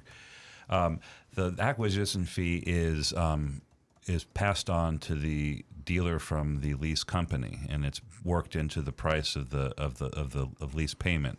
So it's kind of like the cost of the to the dealer, So it's built into the lease payment. I think. And your other question that you had before. Let me interject there. Yeah. That is still a junk fee. It just happens to be a junk fee from the by the leasing company, and it's almost like a transportation fee on a new car. That's a junk fee too. I mean, you should bake all your cost into the asking price to separate something out in a lease contract. It doesn't come extra though, so all their advertised lease price includes it. It doesn't come in afterwards. So if they have, so it is included in there. Yeah, it is included, but it's still it's not added. It's just itemized. Yeah. That's what I was saying. It's not illegal. It's not illegal. It's just frustrating because it should be baked into the lease rate, that should be the thing. And the reason I wanted to jump into that is because Vito had another question about the money factor or the lease rate, and he wanted to know if it's negotiable. And I was about to say no, but yes, it is, because dealers will mark that up, and they'll use that as a hidden way to increase the lease payment. So that's the reason I think worrying about that and the acquisition fee kind of waste your time. You just got to get multiple quotes and go over the lowest payment. There's a disposition fee too at the end that you have to pay. So again, that's a junk fee. Well, that's a junk fee that does kind of surprise you, because even though they tell you about it or it's in the contract, you're not going to know about it until the end from the manufacturer. But the only case where the lease factor isn't if they're doing like a special incentivized lease program, and they can show you the lease factor, and no, they can't lower that. But if they're playing around with the numbers at a car dealership, most everything's negotiable. All right. Okay, I think we talked about this a little bit this morning. We have a text from Kyle. He says, "Good morning, everyone. Since Stu has the best feel for the current market," I don't know, I think my dad might. He reads a lot more automotive news than I do, so like on some of those macro things. He goes, "But what do I think about trade-in values right now? Have they gotten substantially worse? There are a lot of automobile bubble doom and gloom on YouTube who think it will get worse. MSRP on a new Toyota is still a pretty good deal. But what percentage of customers at your dealership trade in a car also?" Historically, about 40% to 50%, closer to 40% traded in a car. That number has dropped into the 30%. Hasn't crashed, but less than 40%. It feels like right now, and like you said, it's gone up and down. It's gotten a little bit better as far as the prices. I mean, the last couple of weeks we actually made small profits at the auction, and like we talked about, it's a desperation. I think need for good cars. You can't find them. We're going to make a nice profit in the used car department. This past month, yeah. Well, that's like I said, up and down, which we haven't been doing. Right now, I said it's been up and down, but this is the best up that we're going to have. So yeah, the behavior of the car dealers is going to reflect their needs, and we need cars. And I'm not trying to turn this into a commercial, but if you got a car, we need it. We're paying top dollar. But that's everybody. That's going to be the message from every car dealer right now. It's a seller's market, boy. You're in the sweet spot. You got a used car you want to get rid of. Yeah.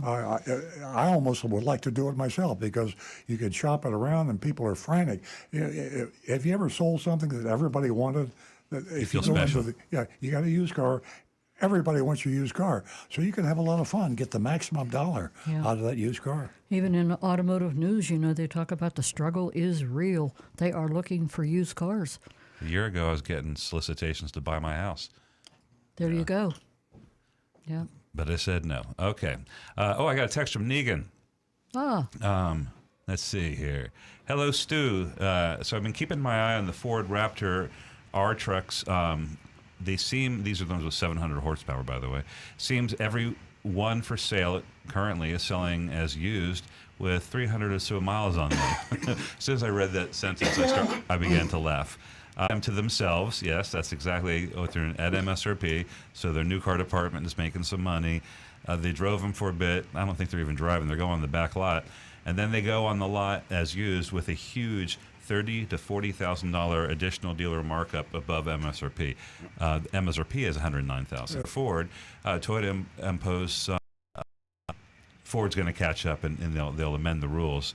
But it is a shady practice. You said it's a shady practice. It's causing backlash in the Raptor community. That's something that dealers should understand. That with a lot of these vehicles, it's an important thing. It is a community, and when you're treated like garbage like that without any regard for anybody's financial situation, they think, well, it'll go to the guy that can afford it, and that changes the community.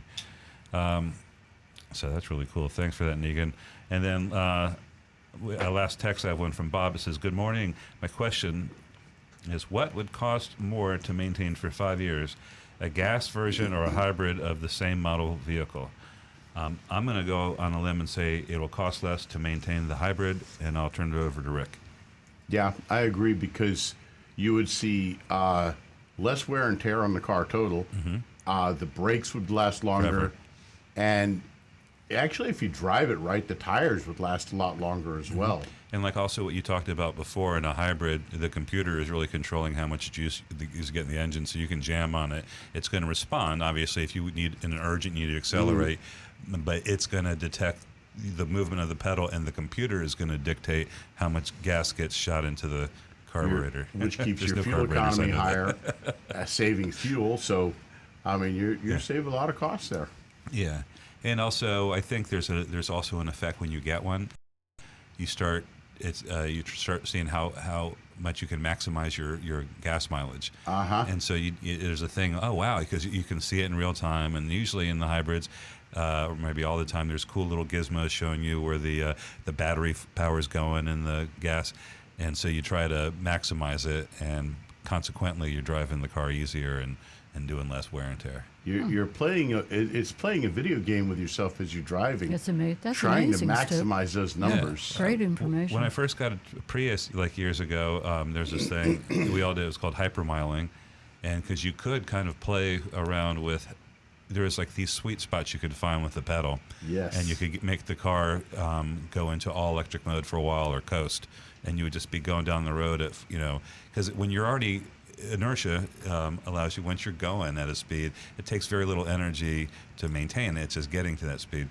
So if you could it was fun to do. And sometimes I would get 70, 80 miles per gallon for a period of time, maybe a few days.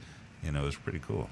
And Welcome to the new world. It also teaches you to look for roads where you can avoid the traffic, avoid the red lights. It spreads traffic out, so it's good for the whole community when you're doing that. Yeah, right. Absolutely. It's just about 9:31, and I think that we're going to have to go to the Big Dog Ranch segment. And if we have time after the Mystery Shopping Report, we'll go back to Stu on Facebook and Rick with YouTube. But there's all kind of great things going on out there at Big Dog Ranch that a lot of people don't know. The first thing I'd like to share with you is the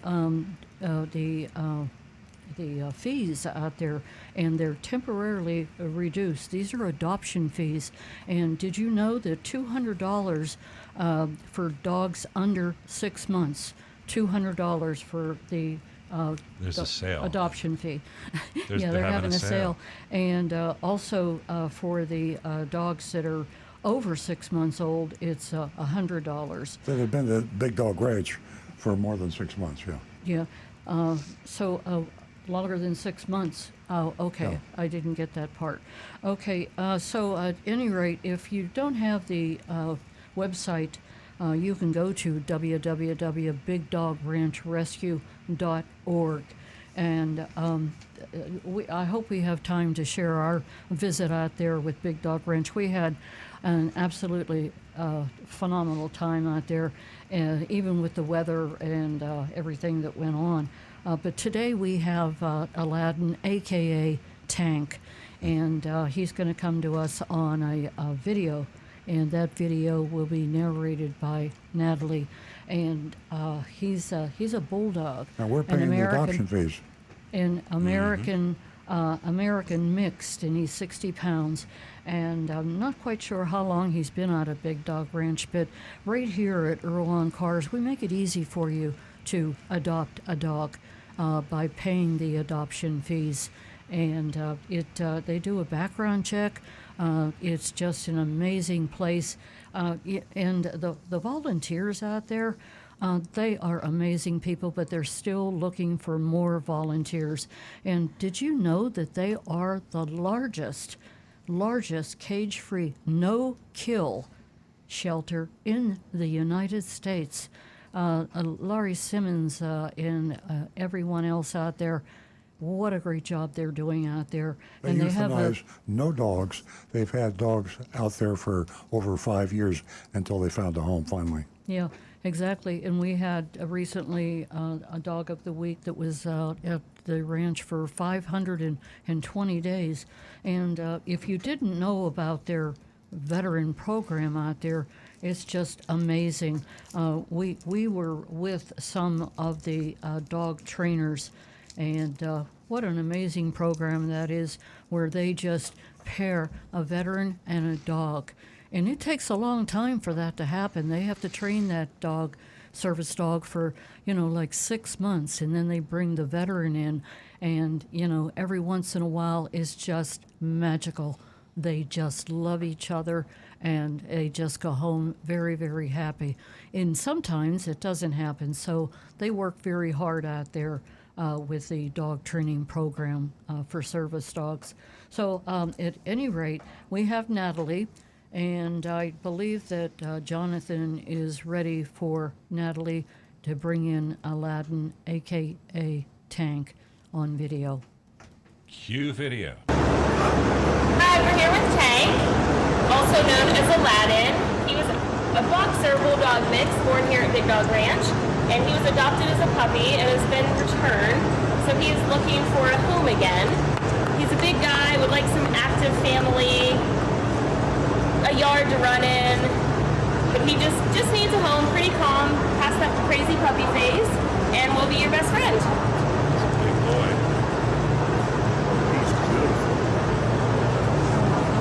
How much do you think he weighs? Did they say how much he weighs? He's 60 pounds. 60 pounds? Mm-hmm. Oh, Yeah. she's small. And it's a pretty young pup. If you're at 6 months and 2 weeks. That's a puppy. Okay, so he's not even full grown. So like he's a big bulldog. So he's probably at a year and a half, 2 years, totally fully grown. So he might get a little bit bigger. He'll fill out. Ooh. Oh, he definitely will fill out. if you've never been, of course this is if you're local, but if you come to this area or you're local, if you've never been to Big Dog Ranch Rescue, Nancy and I, she said, we're out there Sunday or the day before yesterday, and it was shocking to how much they've grown. I mean, they are growing by leaps and bounds. And I was talking in the studio before we went live on the air. They have, since we've been out there, they have built Puppy Town. They have an entire town, I'm telling you, a town of little houses for the puppies. And right next to Puppy Town is the maternity ward. Mama Town. So when they adopt a pregnant a dog, and the puppies are born, they move to Puppy Town. Okay. And so you could either go into the maternity ward and adopt the mama and some of the pups after the pups have been weaned. Then you got to go over to Puppy Town. Go to Puppy Town and lie down on your back, and you'll be attacked by puppies. Yeah, and all the houses, each house in Puppy Town is a different color. They have a lake, a swimming pool. They also built, this is mind-boggling, they built a beautiful home out there. So I asked the manager out there, have you finished the home? Well, it'll be finished in just a few weeks. It looked like it was finished to me. And I said, what's the home for? I thought maybe Laurie Simmons, the founder of Big Dog Ranch, was going to move out there. It's a home for the dogs. Before dogs are adopted, they're in cages, and I guess it's an acclimation to get them used to so they living put them in a home. home so they can be trained So they know what a not bed to is. wee on the carpet and to go to the front door and they feel comfortable when they go instead of being moved right from a little bitty enclosure someone's into a big house. home. You're already in a home and you acclimate. It's amazing what That's you've really done out cool. there. And ladies and gentlemen, you're gonna adopt a very healthy dog. If you don't know it, I mean, they have a surgery center. They have a dental department. Quarantine center? They have everything you can imagine that a human would, have. And it's just an amazing place. If you get a chance, go ahead out, take a look around. You can spend an hour, you can spend all day. There's so much to see. It's in Loxahatchee Groves. So if you're in South Florida, you just go west on Okeechobee Boulevard off the turnpike. Yeah. Just go west on Okeechobee Boulevard, and it'll take you from the turnpike about 20 minutes. Yeah. And when you get out there, it's worth just visiting. Even if you don't want a dog, you will see the most amazing facility to house dogs you've ever seen in your life. It's just worth going out there and wandering around. Yeah, absolutely. And Josh was out there with us, and there were a lot going on out there. They were taking a lot of pictures, and the dogs were just, maybe it was because of the storm that they were just so worked up, but they come flying out of the door. And Josh said something really funny. We're going to have some really great pictures of you, Nancy, being mauled by the dogs because they came out and I was holding these treats and they jumped all over me and I was like near the lake out there where they like to play. I love that lake. And Earl was too. But the dogs were everywhere. They were just having a great time. Josh was having a great time. So at any rate, let me mention Confessions of a Recovering Car Dealer and the fact that this book is timeless. And you can purchase this book, and all proceeds go to Big Dog Ranch. All proceeds. Give me a little dog. Oh, isn't he precious? So, at any rate, Confessions of a Recovering Car Dealer. Like I said, the book is timeless, and it goes to a very good cause. All proceeds go to Big Dog Ranch. Okay, Jonathan, we're at 9:40. It's time, I believe, for the mystery shopping report. Okay. Remember, Mystery shop- folks, you can take and you can vote at 772-497-6530. And we went to, where did we go? We went to Rob Lamadin's University Dodge of Fort Lauderdale. I've never heard of that place. I've I've heard of University of Dodge. I don't know. Maybe they just tagged his name on it recently. Well, Fort Lauderdale threw me off because that's a lot of big places, Yeah. but there's also so many small mom and pa dealerships there off the sides of the roads down there. So I don't know. University Dodge. Well, it sounds like a small dealership, but like Nancy said, I wouldn't think you'd find a small dealership in Fort Lauderdale. I believe it is, because usually the Stellantis, you have the Dodge, Jeep, Is it Rob Landis? Yeah. Rob Landon, yeah. Okay, I'll speak as if I were Agent Lightning, and this is the mystery shop. Upon my arrival at the dealership at 8:50 a.m., the showroom was eerily quiet, much like a ghost town. I guess most dealerships don't open the sales department until 9 o'clock. Like a ghost town. 3 Hellcats, all locked and occupied on the floor. The Hellcat is a super fast car. I think I saw something about Jay Leno buying a Hellcat for his collection. Right. And I think it's because this is the last year for the Hellcat. Yeah, I'm not that. I know. So I know what the Hellcat is because it's that super fast supercar. But that's a version of an SRT. It's the Dodge Challenger SRT with the massive upgraded motor. So both of these cars you looked at were Challengers. Yeah, and then they came out with the very extremely limited Demon version that was pretty much meant only for racetracks because it actually gave your Plaid a run for its money. After about 10 minutes of wandering, I took note of a group engaged in a meeting. They glanced my way but made no move to engage. It later came to my attention that they held roles as finance and sales managers. Feeling the urge to explore, I made my, before I go there, I just said, Nancy and I were talking about that. You know, it's just something not smart about holding a meeting when customers are coming into the dealership or restaurant or anything else. I've had that happen. Nancy and I have had that happen to us, where we walked into a restaurant and when they were open for business, and they were all having a meeting and they were ignoring us. Not smart. It's not devious. It's not deceptive, but it's stupid. Rude. Feeling the need to explore, I made my way to the outdoor lot. It wasn't much before an employee approached. I already did that. He says, could you wait about 5 minutes? Not long after, a cluster of 8 men appeared from another building, brushing past me without uttering a single word. Curious, I followed them in the showroom. Upon my return, a salesman munching on something came up to me. He covered his mouth and inquired, do you need help? Really laid back. I mean, yeah. Well, at least he didn't. It's hard to believe this is Fort Lauderdale. I mean, I would think this would be a country town. At least he wasn't like chomping on his breakfast with his mouth open. Anyway, I said, I'm quite interested in this Hellcat. I responded. Did you schedule an appointment, he asked. No, I replied, is that necessary? No worries, he assured us. I'm here to assist you. He then shared, we only have 3 Hellcats in stock. Due to their limited availability, they're priced above MSRP. Real quick, I'm looking on their website. They have a lot of vehicles in stock. But not Hellcats. Not Hellcats. I'm saying as far as size of the dealership goes, they're stock in 344 used vehicles. Well, that's what they say. That's what they say. Yeah. The MSRP on the Monroe label said $108,095. Whoa! Who never thought of Dodge for $108,000? That everybody wants Times to get. they're changing.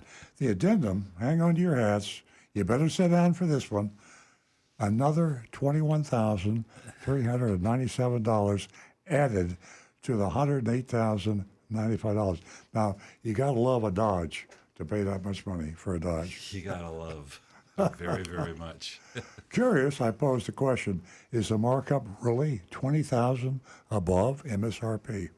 No, he clarified, we can work with you. Okay. Of course. And the gas mileage, I continued playing nonchalant. What a question. The gas mileage. Well, this is funny, too. The sticker, this is the answer. The salesman says, the sticker might say 13 miles per gallon, but realistically, you get close to 9. Right. I mean, I know that the difference between 13 and 9 is 4, but it's still, once you go to single digits. As for the SRT, about 15 miles per gallon, he explained, with a jesting tone. He shouted to a colleague, hey, Justin, how many miles does your Hellcat give? So the salesman, Justin, drives a Hellcat. Before Justin could respond, the salesman smirked, but beware, he drives like there's no tomorrow. In good humor, Justin replied, honestly, about 7 miles per gallon. 7. And there's another question. We're talking about high car payments and things like that. Justin's a salesman driving a $100,000 car. I haven't. I drove the first Mazda RX 100, Mazda RX 100, and that got 7 miles per gallon. I've never heard of a car getting that low mileage. Not to mention, I knew a person that had a Hellcat. He sold it because he was putting on all 4 tires and all 4 brakes, pads and rotors, about every 7,000 to 10,000 miles. And he was getting if you want a muscle car, you're going to miles have to per buy gallon. one of these. So there are people out there that are still buying muscle cars, and the Hellcat is for a muscle car. The dying population that wants these cars, and they apparently pay up for them. I quipped to Justin, how often do the cops pull you over? He says, only once, Justin retorted, but the officer let me off. Told him he'd never catch me if I didn't want him to. I don't believe that. But salesman laughed. Not only does he drive well, but he's also bold with the officers. I believe that. Getting back to the business, I asked, could I get a price for both the Hellcat and the SRT? Certainly, the salesman responded, introducing himself as Will. He handed the window stickers for both vehicles. By the way, you mentioned every Friday morning, the finance and sales teams have their meetings. Given that last month's sales didn't meet expectations, they'll likely be in there until 10 a.m. They're being accosted and that's beat up. brutally honest.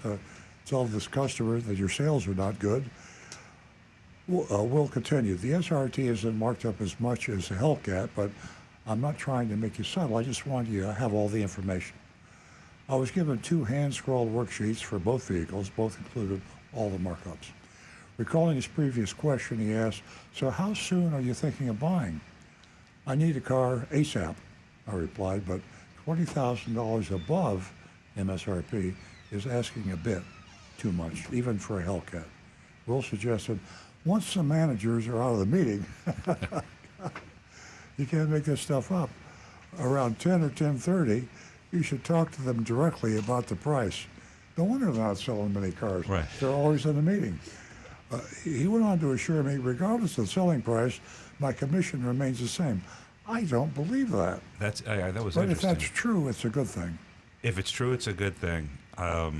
We'll make sure Agent Light knows to ask more when she gets information. We'll find like out about that. I mean, what a bizarre dealership. We should have a third category: buy, don't buy, and you ain't believing this. Yeah. And that would be under the third column. If they're putting $21,000 to play with on the price, and they're paying the salesperson just a flat commission, I don't believe that. I don't believe it. The conversation dragged on with Will's attempt to fill the uncomfortable time while we waited.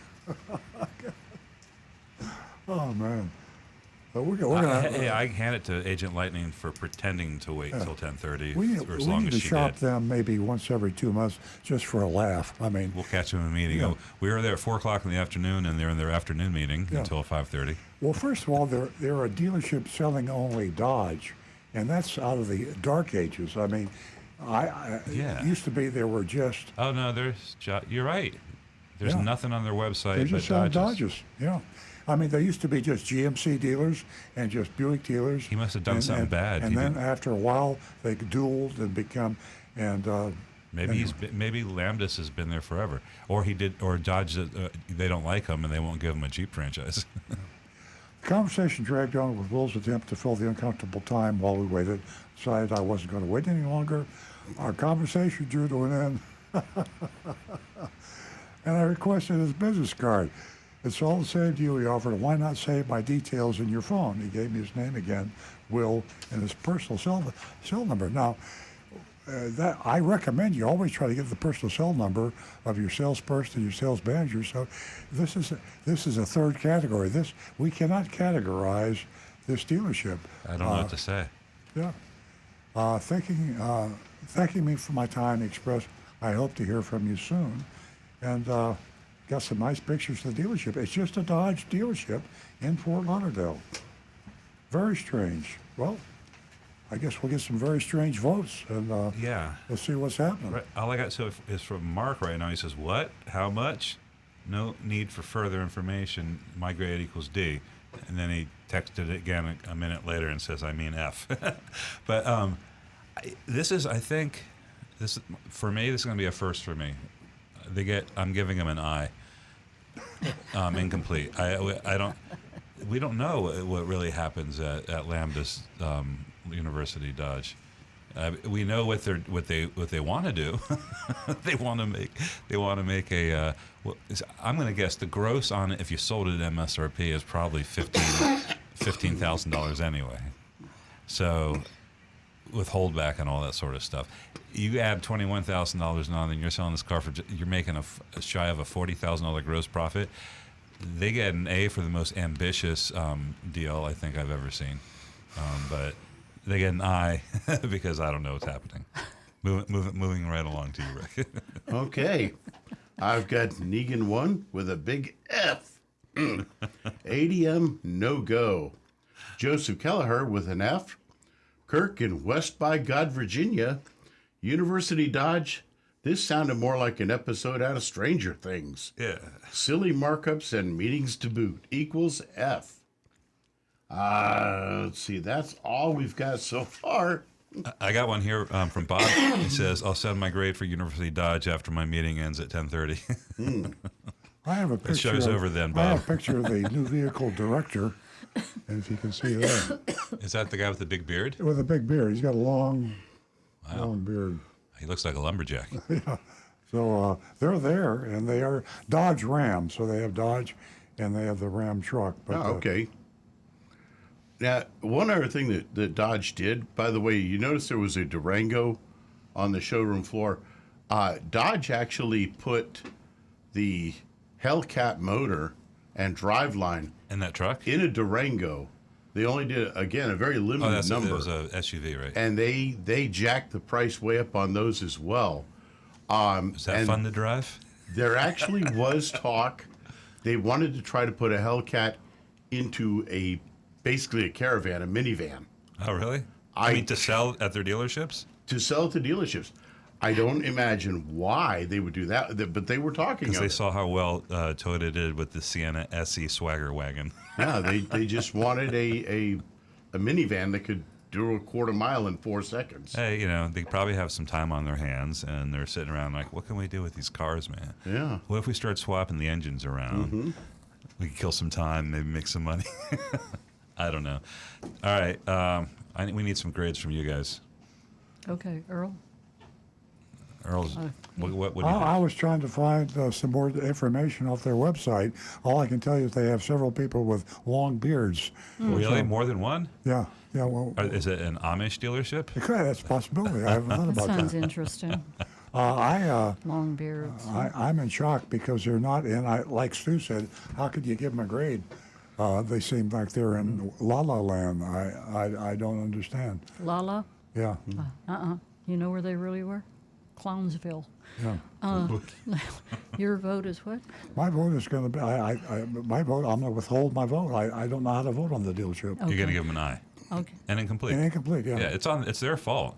I mean, if they were on the ball, Yeah. we would have had some information to work with. Well, the show is to analyze deception and transparency, and can you go in and get an honest deal? That's what we're set up to do. But we don't know that, but it doesn't look good so far. It's set up poorly. Yeah.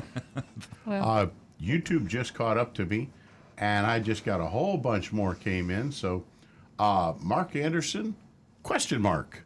I think he's confused as we are, and he's probably going incomplete like Stu did. Tim Gilliland, 100,000 plus with a 20,000 addendum and 7 miles per gallon. Where do I sign? Grade equals weird. Yeah. Johnny Z. Fradley, F. Flat commission might be the same, but I'm sure there are bonuses. Brian Sidlatko, my grade is D for Dodge with a downward thumb. Rocky Blockatiel, 120K Hellcat? Hell no. I'll have to dodge that dealership. Mark Smith, I give him a solid D minus. Joded, University? No, more like primary school. F. Ken Asher, F. Mark Smith, I'll keep my Camry XLE V6, which Mark told me earlier he just wound up buying this Camry, so he's kind of proud of it. Good for you, Mark. Welcome back to the family. We won him back from Nissan. And that's what we've got so far. Okay. My own grade, I'm going with Stu. I'm going incomplete. Incomplete. We're going to have to Okay. send her back to this one. Yeah. different Agent Lightning never ceases to amaze me. She, emphasized that she was going along. She was nonchalant, even though she could have taken it in a different direction.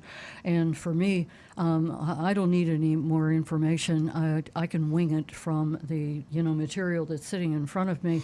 And I have to ask, as Earl did with the finance managers, with the sales managers, with all these people that were around, why were they even there? And I thought that the customer always came first. And the guys here pointed out to me, everybody had a long beard. He's got food in his mouth, and he's trying to eat. So, and then forget about it. She asks, "Is the markup really 20,000? Is the markup really 20,000?"